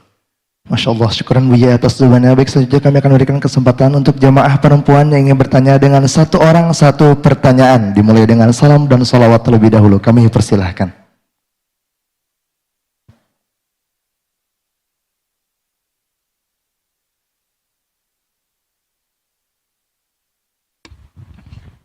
Bismillahirrahmanirrahim. Assalamualaikum warahmatullahi wabarakatuh. Waalaikumsalam. Allahumma sholli ala Sayyidina Muhammad wa ala ali Sayyidina Muhammad. Buya, bagaimana hukumnya seorang perempuan bersolawat ditonton, maksudnya didengar dan dilihat oleh kaum laki-laki yang bukan muhrim? Itu saja Buya. Yang bukan mahram. Baik. Bismillah. Baik Ibu, pertanyaan yang bagus sekali. Orang laki-laki yang bukan mahram, kalau mahram naik haji, tadi baru haji mungkin Pak. Mahram, bukan mahram, maksudnya kalau mahram itu haram dinikah. Hukumnya seorang wanita menyenandungkan sholat-sholat, sekarang kita perlu ada namanya marahil, marhalah ya. Ada di sebuah tempat yang memang perlu diangkat syiar, cuman kaum prianya pada malas. Sehingga terdengarlah suara ibu-ibu menyenandungkan sholawat. Ini bagaimana? Ya kan? Kalau tidak, nggak ada. Misalnya ada pengajian-pengajian di kampung-kampung gitu kan. Ibu-ibu menyenandungkan sholawat dan sebagainya. Memang di dalam madhab kita, suara perempuan bukanlah aurat. Tidak madhab Imam Malik. Suara perempuan bukan aurat dalam madhab kita Imam Syafi'i. Tapi suara perempuan yang sudah dirubah menjadi suara yang mendayu-nayu, fala takhdha'na bil qaul. Kalau sudah diganti dengan suara mendayu-dayu, mendesah-desah, maka itu menjadi tidak diperkenankan karena akan merusak hatinya. Hati orang yang mendengarnya. Termasuk menyenandungkan lagu-lagu yang terasa di hati. Ini juga seperti sebelumnya, hendaknya kita semuanya menginsyafi. Kecuali di kalangan wanita atau sudah dibuat perbatasan tertentu, ternyata kaum pria mendengarkannya. Suara sendiri ya. Ternyata ini ada martabat suara sendiri, suara dibarengi dengan kaum pria. Artinya tidak terdengar, misalnya takbir waktu hari raya Idul Adha. Takbirnya seorang perempuan, takbirnya adalah bersama takbirnya kaum pria tertutup. Tapi di saat dia menyenandungkan suara sendiri, maka himbauannya adalah pertama, segera ada batasnya. Segera mendidik anak laki-laki yang bersuara bagus untuk bisa menyenandungkan syair, biar nanti setelah itu tidak perlu wanita yang menyenandungkan lagi. Ini himbauan pertama. Himbauan pertama adalah mencetak kita, munsyid-munsyid kaum pria, yang bisa menyenandungkan di saat berada di kalangan kaum pria. Kemudian kedua, suara merdumu itu wahai wanita, boleh Anda keluarkan bersama kaum wanita. Sudahlah, kalau ternyata kaum pria yang mencoba ingin dengar, itu bukan urusan Anda. Yang penting Anda mencoba untuk mendengarkan pada kaum pria, kaum wanita saja. Anda menghindar. Karena kesengajaan kita memperdengarkan pada kaum pria dengan lagu-lagu kan jelas fala takhdha'na bil qaul. Bukan omongan normal. Kalau ngomong biasa boleh seorang perempuan berkata-kata menyampaikan pesan kepada kaum pria sah. Karena Siti Aisyah juga gurunya para kaum pria. Akan tapi masalah dengan nada-nada ini yang harus dihindari. Sehingga mungkin kita kalau bukan dalam marhalah dakwah, sudah di tempat yang normal, jelas hukumnya tidak diperkenankan. Sudah banyak kaum laki-lakinya. Kenapa harus perempuan yang nongol? Sudah banyak kaum laki-lakinya. Kenapa perempuan yang harus menyuarakan suara-suara semacam itu? Ini sebenarnya untuk kehormatan seorang wanita tersebut. Karena wanita itu indah semuanya. Wanita itu indah. Bahkan kadang mendengar suara yang perempuan bisa menghayalkan seolah-olah bahkan lebih cantik daripada di saat melihat. Karena suara yang merdu. Lebih merasa di hati, suara yang merdu. Dia bayanginnya secantik apa itu, suaranya kayak begini. Dan itu kan suara orang normal. Laki-laki normal mendengar suara yang merdu adalah terpesona. Jadi seperti itu. Pertama, hindari sebisa mungkin kaum wanita untuk khusus di hadapan jadi munsyidnya kaum laki-laki. Jika Anda menjadi munsyidnya kaum wanita, sah. Jadi kaum wanita. Kalau ternyata ada laki-laki ikut mendengar, itu urusannya. Kenapa dekat-dekat dia? Ya, seperti itu. Kemudian setelah itu mencetak kader-kader seorang munsyid dari kaum pria. Biar menyenandungkan di depan kaum pria. Nah, seperti itu. Kita harus membuat perubahan dong. Masa dari dulu hanya ibu itu saja yang di masjid itu? Masa tidak mencetak kader? Ibu itu saja. Hari ini bagaimana? Ya, dia masih belum mencetak. Dan kalau tidak ada suaranya, pakai suara yang lain. Aduh, ayo pengajian. Nggak menarik barangkali, seperti itu. Tapi harus disadari bahwasanya ada hal yang lebih bagus. Bahwasanya tanpa harus Anda menyenandungkannya. Jika Anda menyenandungkan depan kaum wanita, oke. Kemudian jika Anda menyandungkan di kaum wanita ya, di depan kaum wanita. Kemudian Anda mencetak kader, berarti ada kemajuan dong. Kader anak-anak agar menyenandungkan syair-syair atau nasyid-nasyid untuk kaum pria. Maka Anda akan menggapai kesempurnaan kebaikan lebih dan lebih dan lebih. Jangan sampai Anda menyerah situ. Udah adamu udah mencetak, hanya Anda saja dari dulu. Terus itu tidak ada perubahan dong. Dari awal-awal dakwah bisa jadi itu terjadi, karena di sebuah kampung kita menemukan nggak ada suara di masjid-masjid, nggak ada laki-laki yang nggak ada. Harus ibu-ibu itu yang undang pengajian, sholawatan, agar orang pada datang. Maka ini mesti harus ada batasnya, setahun kayak 2 tahun. Dalam masa marhalah, fase-fase, sampai pada kesempurnaan bahwasanya yang menyenandungkan syair adalah kaum pria. Jika ada kaum wanita menyenandungkan syair di kalangan kaum wanita, bukan sebuah darurat seorang wanita selagi masih ada laki-laki. Bukan sebuah darurat. Maka hendaknya Anda menghindar dari itu semuanya. Ini untuk menggapai sebuah kemuliaan. Seperti itu wahai ibu yang solehah. Suaramu adalah untuk suamimu. Suaramu adalah untuk sahabat-sahabat wanitamu. Bukan untuk diobral di depan kaum pria. Semoga Allah menjaga semuanya, memuliakan semuanya, dunia hingga di akhirat. Wallahu a'lam bishawab. Baik, Masya Allah, syukran Buya atas jawaban. Baik, selanjutnya nampaknya telah masuk satu penelpon. Kita sapa terlebih dahulu. Assalamualaikum. Waalaikumsalam. Mari salawatnya terlebih dahulu, Ibu. Allahumma sholli ala Sayyidina Muhammad wa ala ali Sayyidina Muhammad. Allahumma sholli alaihi. Baik, Anda dapat bertanya langsung kepada guru kita tercinta, Buya Yahya. Assalamualaikum Buya. Waalaikumsalam warahmatullahi wabarakatuh. Buya, afwan izin bertanya. Untuk menutup aurat lidaku dalam sholat wajib, akan tetapi mayoritas sekarang tidak menutup dagunya. Cara mengingatkannya bagaimana Buya? Satu pertanyaan lagi Buya. Di dalam lingkungan masyarakat terdapat agama selain Islam pas bulan Ramadan. Selain Islam, pas bulan Ramadan tiba pasti ada yang membangunkan sahur. Cara toleransinya bagaimana Buya jika agama selain Islam tersebut merasa terganggu atas hal tersebut? Syukran Buya. Baik, maafan sama-sama, Masya Allah. Apa tadi yang pertama? Dagu. Betul, selagi di dalam melakukan sholat, seorang wanita harus menutup auratnya. Aurat di dalam sholat seorang wanita adalah sekujur tubuhnya kecuali wajah dan telapak tangan. Dhahrun wa batnan, ini boleh terlihat. Punggungnya boleh terlihat, telapaknya boleh terlihat. Kemudian wajah ini adalah batas wajah. Jadi bawah dagu ini hendaknya ditutup, harus ditutup dalam mazhab Imam Syafi'i.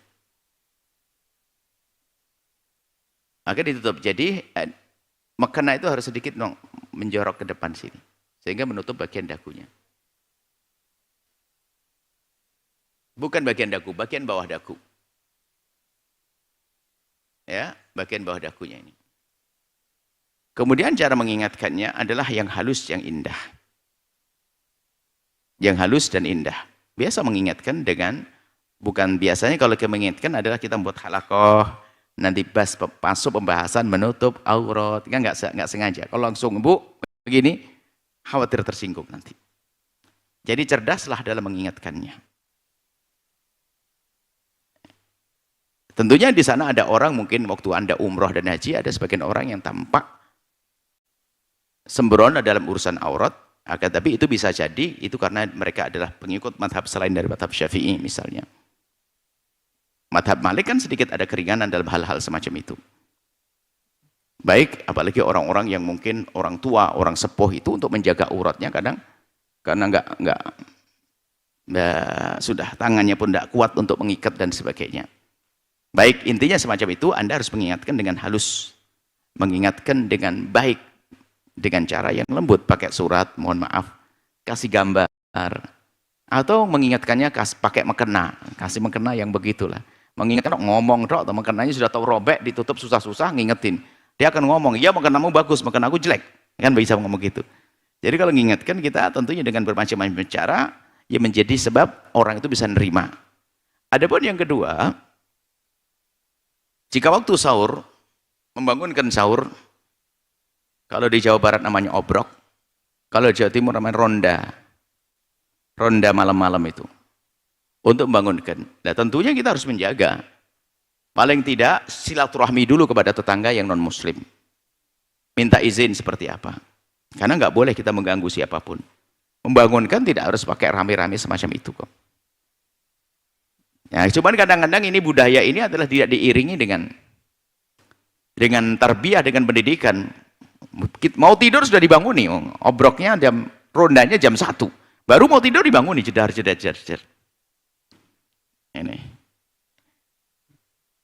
Ini adalah nggak benar kalau ganggu orang. Tapi harus tepat waktunya. Kemudian jika memang betul ada di luar Islam, ini adalah pertanyaan yang bagus sekali, kami himbau kepada kaum muslimin dimanapun Anda berada, jika di situ ada orang di luar Islam, hendaknya kita harus punya sopan santun, karena Islam mengajarkan keindahan. Bisa jadi cara membangunkannya nanti sudah diganti dengan membuat bel saja lah, dipencet belnya kaum muslimin, yang keliling. Atau apa? Atau di depan rumahnya orang Islam saja, bukan di depan orang Nasrani berbunyi nanti. Dar begitu. Harus ada adab dong, tata krama. Mereka tahu istirahat, mengganggu. Dan Islam dilarang mengganggu siapapun. Baik itu. Jadi adab harus ada.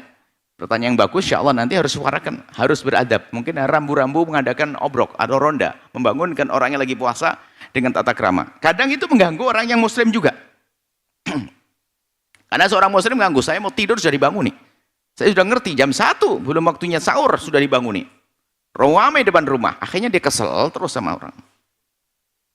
Baik, semoga Allah menjaga semuanya, menjaga hati, ya. Kemudian menjadikan kita istiqomah dalam kebaikan. Dijadikan kita orang yang bisa mengajak kepada kebaikan, yang bangunkan tapi cara yang benar.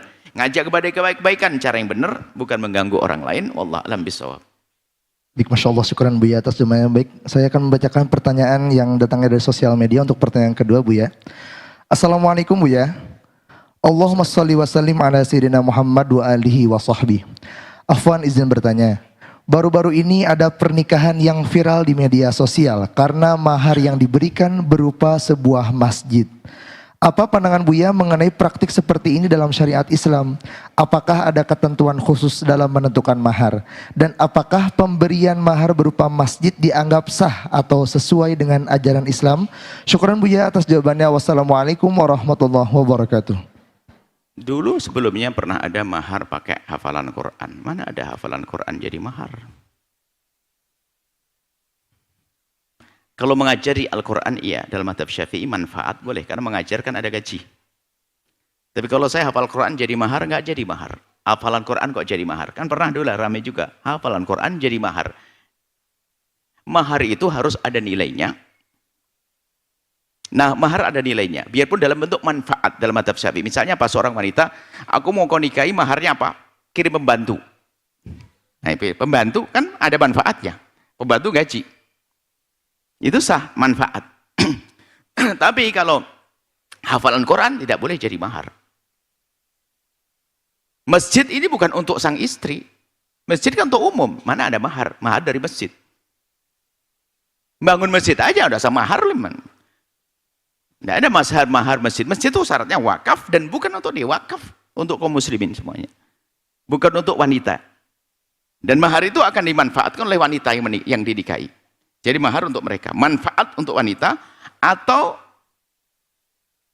uang, atau barang yang ada nilainya untuk wanita tersebut. Baik, seperti itu. Jadi bukan masjid. Masjid kan wakaf. Masa mahar saya bangunkan masjid. Bangun masjid itu siapa? Kalau untuk dia bukan wakaf, bukan masjid lagi. Anda bangun gedung saja untuk kamu. Gitu. Bangun gedung oke. Tapi kalau masjid kan definisi masjid seperti apa? Definisi itu adalah semua yang diwakafkan untuk sholat. Dan diniatkan untuk sholat kaum muslimin. Itu masjid. Baik, akan tetapi biarpun demikian, biarpun mahar itu enggak sah, pernikahan tetap sah, jangan pusing. Semua mahar yang tidak dianggap sah maharnya, pernikahannya sah.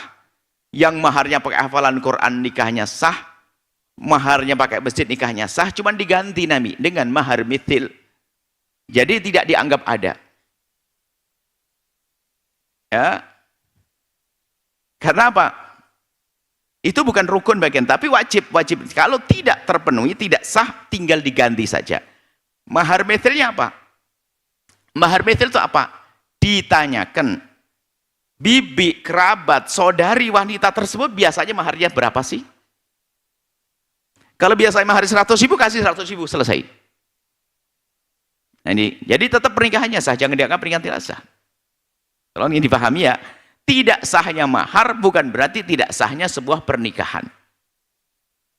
Tidak sahnya mahar bukan berarti tidak sahnya pernikahan. Tinggal semua mahar yang tidak sah nanti akan kembali kepada mahar mithil. Jadi kembalikan mahar mithil adalah umumnya maharnya itu berapa sih orang seperti itu? Masjid kan 5 miliar. Apa harus digantikan orang? Oh enggak, digantikan umumnya wanita di kampung itu atau bibinya berapa? Oh bibinya nikah kemarin 1 juta. Bisa kasih 1 juta, selesai. Imam mithil. Jadi tetap pernikahan sah. Jadi jangan bingung, wah nanti nikahnya enggak sah. Nikahnya tetap sah. Sudah terlalu lama ini saya nikah pakai hafalan Quran namai. Sudah punya anak 6 lagi sekarang, enggak apa-apa, tinggal bayar saja maharnya. Kalau enggak nanti sang istri membebaskan, sudahlah mahar pun seharusnya begini, sudah bebaskan. Ada kan membebaskan mahar sah? Karena itu haknya seorang perempuan. Ada pendapat yang mengatakan semacam itu. Tapi kalau bicara tentang sahnya mahar, kita bahas sah tidak sahnya mahar, kami sampaikan itu nggak sah sebagai mahar. Tapi pernikahan tetap sah. Tolong pahami mana ini. Pernikahan tetap sah, cuma nanti diganti. Diganti dengan mahar mithil. Istilah mahar mithil itu adalah sepadannya. Umumnya mahar bagi wanita itu seperti apa? Itu saja. Wallahu a'lam bishawab.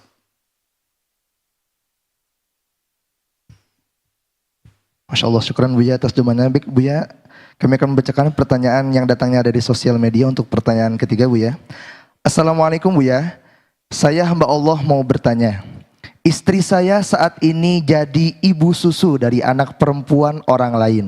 Tetapi istri saya belum pernah hamil. Namun karena pengaruh dari obat, akhirnya istri saya memiliki air susu. Yang mau saya tanyakan, bagaimana kemahroman hubungan saya dengan anak yang istri saya susui tersebut Buya? Wassalamualaikum warahmatullahi wabarakatuh. Menurut jumhur ulama, khususnya dari mazhab Imam Syafi'i, perempuan yang mengeluarkan susu, biarpun dia belum menikah, atau menikah dan tidak pernah melahirkan, maka perempuan tersebut akan menjadi ibu susu dari anak yang disusuinya. Jelas kalau itu. Adapun suaminya, karena susu ini bukan miliknya sang suami. Sebab istilahnya susunya suami itu adalah susu yang disebabkan kelahiran karena suami. Gambarannya begini loh ya. Ayah susu itu adalah jika anak tersebut menyusu kepada seorang perempuan yang punya susu, dan sebab susunya ini ada karena melahirkan dari suami tersebut. Mohon maaf. Anda seorang laki-laki, misalnya menikah dengan seorang perempuan, misalnya seorang perempuan, bukan, ada seorang laki, saya tidak bicara Anda, ada seorang laki-laki menikahi seorang perempuan yang suaminya meninggal dunia saat hamil. Betul? Waktu hamil suaminya meninggal dunia. Berarti iddahnya, masa penantiannya sampai melahirkan. Habis melahirkan langsung disambut seorang laki-laki, dinikahi. Nah, setelah dinikahi, setelah beberapa hari, beberapa minggu dinikahi, tak taunya ada bayi yang nyusu.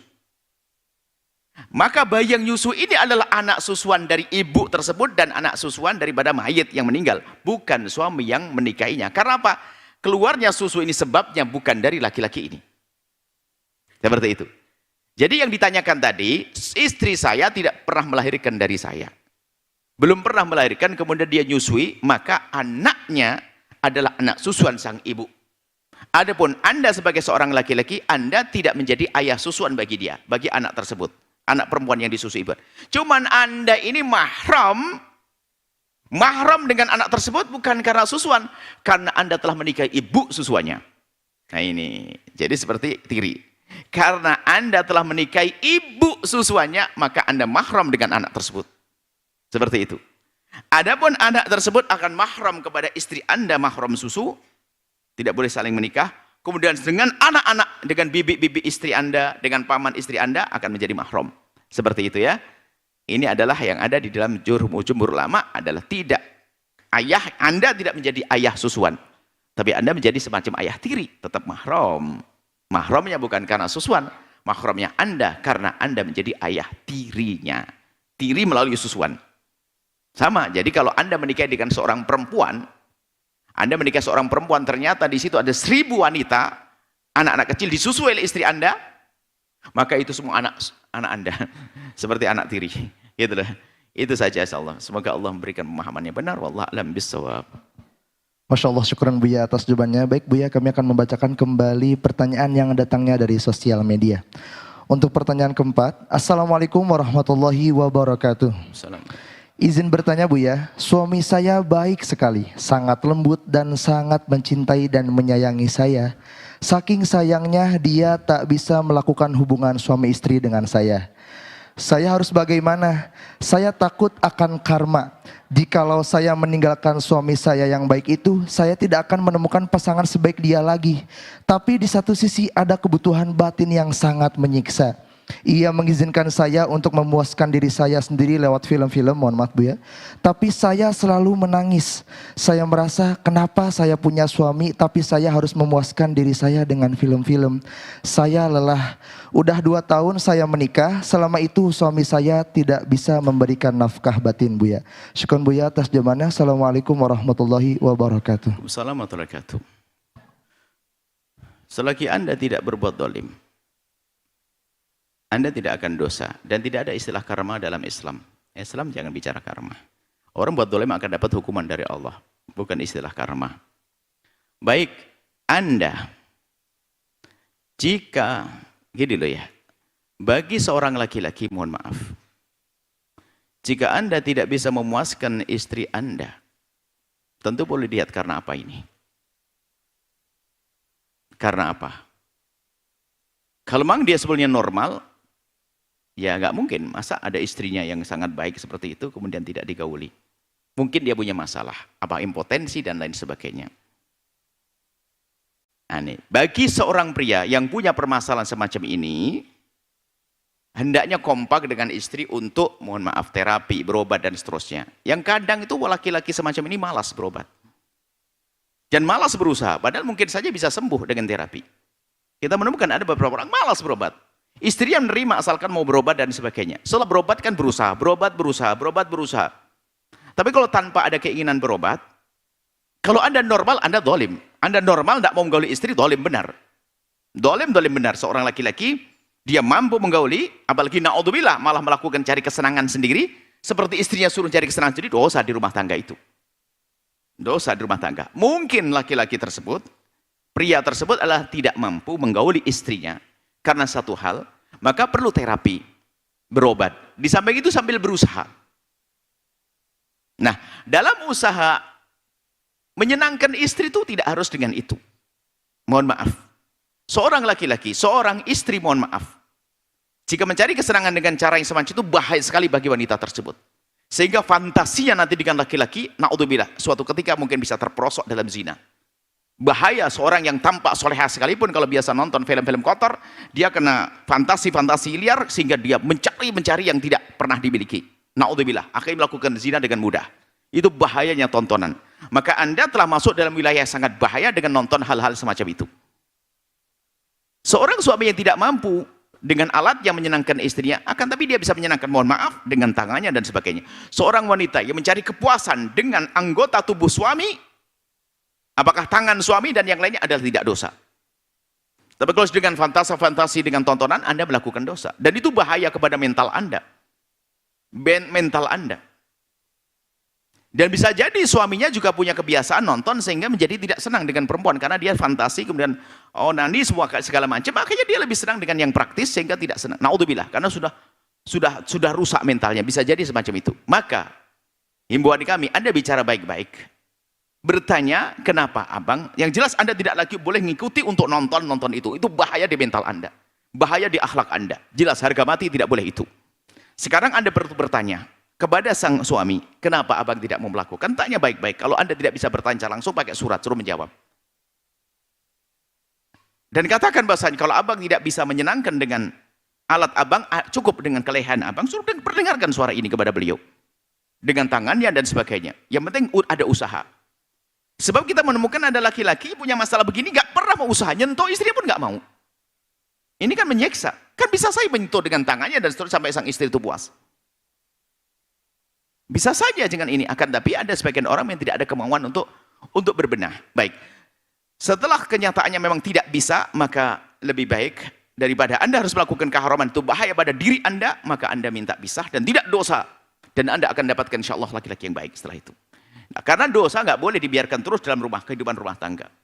Melakukan keharaman dengan nonton itu bahaya di mental Anda, sehingga bisa jadi seorang wanita yang biasa nonton itu, sehingga biarpun mendapatkan laki-laki yang sesungguhnya, satu laki suaminya bisa menggaulinya, dia tidak akan puas lagi. Kenapa? Sudah dirusak oleh fantasinya, dirusak oleh hayalannya, sehingga dia berkhayal kok tidak seperti itu, seperti itu, tambah bahaya. Maka bahayanya tontonan itu adalah luar biasa, sehingga orang yang tampak baik sekarang, tampak solehah, tampak ini ternyata gara-gara tontonan dia melakukan kehinaan di luar, karena dia pengen tahu, penasaran, mulai dari video callan dan sebagainya, pengen tahu yang baru, pengen tahu yang lain, karena dirusak mentalnya. Jadi harapan kami adalah himbauannya adalah tanyakan kalau memang mereka suami sudah tidak mau lagi dan tidak bisa, maka minta pisah. Anda mencari yang halal, insya Allah setelah itu Anda mendapatkan kebahagiaan dunia dan di akhirat. Kalau hari ini mungkin Anda senang saat di dunia pun Anda tersiksa kan hari ini.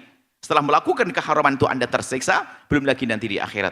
Anda minta cerai dan Anda tidak zalim, tidak usah takut adanya hukuman karena Anda tidak dosa.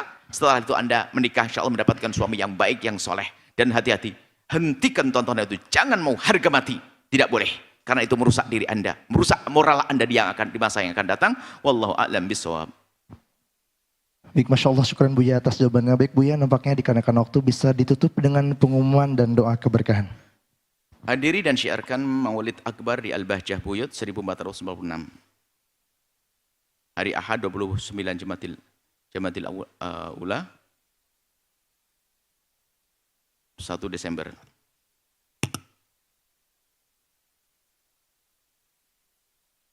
Jam 6.30 sampai selesai di Al-BD Al-Bahjah Buyut. Kemudian bagi yang ingin berpartisipasi, bismillah, salurkan rezeki Anda ke Bank Syariah Indonesia atas nama Infak Maulid, nomor rekening 7514445758, kode bank 451, informasi dan konfirmasi 0822 2868 2623. Kemudian Maulid Akbar di Al-Bahjah Jamlang 17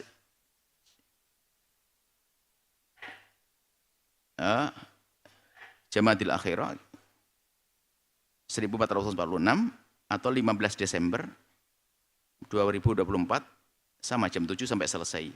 Yang ingin berpartisipasi, bismillah, salurkan rezeki Anda ke BSI di nomor rekening 75144668081, kode bank 451, informasi konfirmasi 0823 3445 406. Infak Center Al-Bahjah ini untuk personal pondok pesantren, alhamdulillah yang bergabung sudah banyak, akan tapi kebutuhan tetap semakin banyak karena pondok semakin berkembang.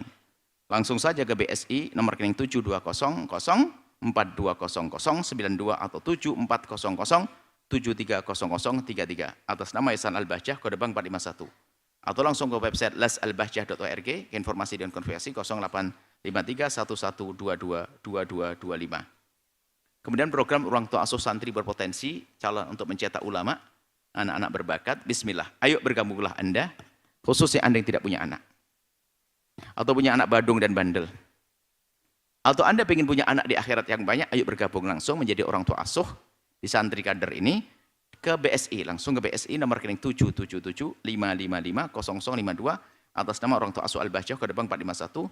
Hubungi 081122344447. Mari kita tutup dengan doa bismillahirrahmanirrahim. Alhamdulillahirrahmanirrahim. Allahumma salli ala habibina Sayyidina Muhammad wa Sayyidina Muhammad. Allahumma ya Allah ya Rahman ya Rahim. Pandang kami dengan kasih sayang dan cinta darimu ya Allah. Jaga kami ya Allah, jaga hati kami.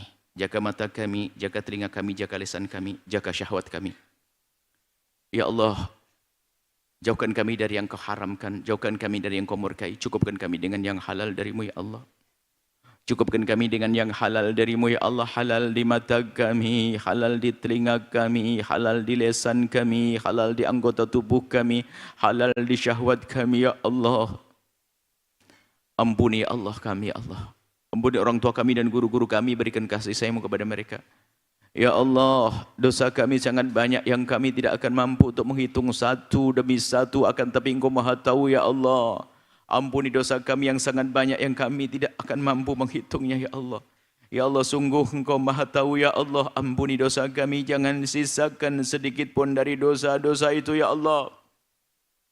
Jangan sisakan sedikit pun dari dosa-dosa itu ya Allah. Jangan sisakan sedikit pun dari dosa-dosa itu ya Allah. Ampuni kami ya Allah. Dan kami jauhkan ya Allah, jauhkan kami dari sebab-sebab kehinaan, jauhkan kami dari zina yang busuk, hina dan kau hinakan. Jauhkan kami dari mukaddimah zina ya Allah. Dan kami mohon jika ada di antara kami ada hamba-Mu yang pernah terpeleset dalam kehinaan zina atau mukaddimah zina, kami mohon berikan kesadaran dan lembutkan hati mereka ya. Berikan kesadaran dan ampuni mereka ya Allah. Berikan kesadaran, ampuni mereka ya Allah. Tutup aib mereka di dunia sehingga di dunia tidak terhinakan, dan tutup aibnya mereka di akhirat sehingga di akhirat tidak kau hukum ya Allah. Dan kami mohon ya Allah, jauhkan kami dari menggunjing berzina ya Allah. Jauhkan kami dari minuman keras, jauhkan kami dari judi, jauhkan kami ya Allah dari riba. Jauhkan kami dari hal-hal yang kau murkai ya Allah. Engkau maha tahu tentang keadaan kami ya Allah, kami lemah. Berikan kepada kami kekuatan untuk menjauhi yang haram ya Allah, kekuatan untuk menjauhi yang kau murkai ya Allah. Dan kami mohon ya Allah, jadikan kami hamba yang saling mencintai karenamu ya Allah. Jauhkan kami dari fitnah kebencian, kedengkian, dendam di antara kami. Maka kami mohon ya Allah, jika ada ya Allah orang berbuat salah kepada kami, menyakiti kami, zalim pada kami, aniaya kepada kami, menfitnah kami, menggunjing kami mohon ampuni mereka. Jangan hukum mereka ya Allah. Mereka umat kekasihmu Nabi Muhammad. Kami tidak rela jika ada orang masuk neraka karena berbuat zalim kepada kami. Ampuni kami semua ya Allah. Yang sempit rezeki lapangan dengan rezeki yang halal penuh berkah. Yang sakit sembuhkan. Yang punya hutang mudahkan kami dalam bayar hutang-hutang kami ya Allah. Dan kami mohon berkailah tempat ini. Berkailah ya Allah jasad ini. Berkailah jasad kami. Berkailah keluarga kami. Berkailah ilmu kami. Berkailah umur kami. Berkailah usaha-usaha kami. Berkailah kami semua ya Allah. Dan kami mohon panjangkan umur kami ya Allah. Dan berikan kepada semua yang telah berjuang bersama kami segala kebaikan di dunia dan di akhirat. Dan kirimkan kepada kami hamba-Mu yang tulus dan ikhlas. Ahli surga-Mu yang bisa berjuang bersama kami. Dan kami mohon jadikan kami bersama mereka. Jangan tinggalkan kami. Kami mohon panjangkan umur kami dalam ketaatan serta sehat walafiat. Berikan kepada kami semua husnul khatimah. Mati dalam keadaan iman. Dan kami mohon ya Allah. Jadikanlah ucapan kami di akhir hayat kami kelak. Saat Engkau hendak mencabut nyawa kami. Kami ingin saat itu ya Allah. Hati dan lidah kami mampu mengucapkan kalimat agung dan mulia. La ilaha illallah Sayyidina Muhammad Rasulullah. La ilaha illallah Sayyidina Muhammad Rasulullah. La ilaha illallah Sayyidina Muhammad Rasulullah sallallahu alaihi wasallam. Rabbana atina fid dunya hasanah wa fil akhirati hasanah wa qina adzabannar. Wa sallallahu alaihi sayyidina Muhammadin wa ala alihi washabihi wasallam. Alhamdulillahirabbil alamin. Al-Fatihah.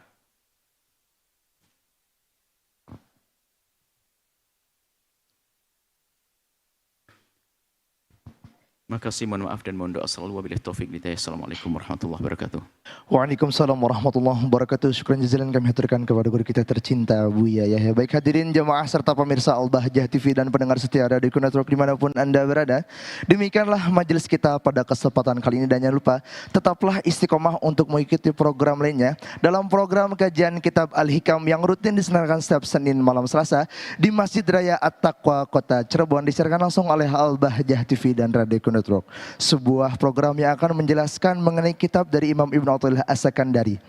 Dan akhirnya saya Sangga Hudaya, usakur yang bertugas mengucapkan syukron jazilan atas segala perhatian Anda. Mohon maaf dan mohon doanya selalu. Mari kita tutup majelis yang mulia ini dengan pembacaan doa kafaratul majlis. Subhanakallahumma bihamdika asyhadu an la ilaha illa anta astaghfiruka wa atubu ilaih. Assalamualaikum warahmatullahi wabarakatuh.